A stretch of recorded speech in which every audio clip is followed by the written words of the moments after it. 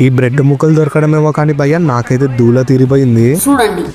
సరే మ్యాటర్ ఏంద్ర మామ అంటే తమ్ముడు బెల్జియం వ్యాఫిల్లో ఆఫర్ ఉంది అంటే ముందు వెనక చూడకుండా అయితే వెళ్ళిపోయినాం. ముందే మనకు ఫుడ్ కి విడితీయలేని అనుబంధం, అది కాక మనోడైతే ఆఫర్ పెట్టిండు. మేమైతే ఎంత లేట్ అయినా పర్లేదు ఆ బ్రెడ్ ముక్క కోసం ఆ వ్యాఫిల్ కోసం అయితే వెయిట్ చేద్దామని ఫిక్స్ అయిపోయినాం. వెయిట్ చేసిన దానికి తిన్నదానికి పొట్ట ఫుల్ కాదు కదా, ఒక సైడ్ కూడా సరిపోలేదు. మన సాంప్రదాయం ప్రకారం స్వీట్ తిన్నాక హాట్, హాట్ తిన్నాక స్వీట్ అయితే పాటించాలి. ఇప్పుడు స్వీట్ తిన్నాం కాబట్టి హాట్ కి అయితే పానీపూరి ప్లాన్ చేసింది మన అక్క. మనకున్న ఇంటెలిజెన్స్ కి ముందు ఒక ప్లేట్ అయితే ఆర్డర్ పెట్టి అది నచ్చితే అందరికైతే ఆర్డర్ పెడతాం.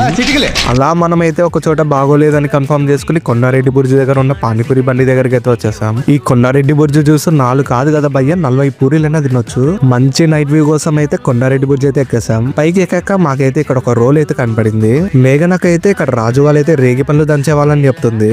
ఇది కరెక్ట్ కాదో కామెంట్ చేయండి భయ్య. కొండారెడ్డి బుర్జు నుంచి నైట్ వ్యూ చూస్తుంటే కేజీఎఫ్ కన్నా కర్నూలు ఎక్కువ కిక్కిస్తుంది. ఇంకా టైంకి అయితే ఇంటికి వెళ్ళి బుద్ధిగా అయితే డే ఎండ్ చేసా. ఇలాంటి వ్లాగ్స్ కోసం ఇన్స్టాగ్రామ్ అయితే ఫాలో, యూట్యూబ్ లో అయితే సబ్స్క్రైబ్ కొట్టడం మర్చిపోకండి మామ.